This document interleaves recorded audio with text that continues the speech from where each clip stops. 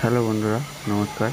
আজ আমি এই ভিডিওতে আপনাদেরকে জানাবো পালসার 180 গাড়ির টাইমিং চেনের ক্যাটক্যাট আওয়াজ কেন হয় আর এটি কিভাবে আমি সমাধান করব। চলুন দেখে নেওয়া যাক।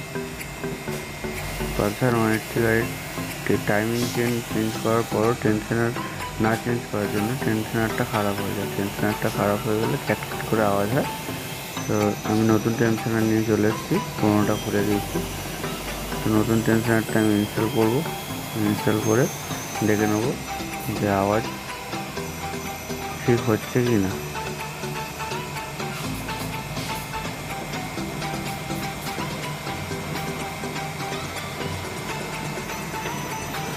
টাইমিং চেনের আওয়াজ বহু গাড়ির আছে, তো আপনাদের টেনশন করার কিছু নেই।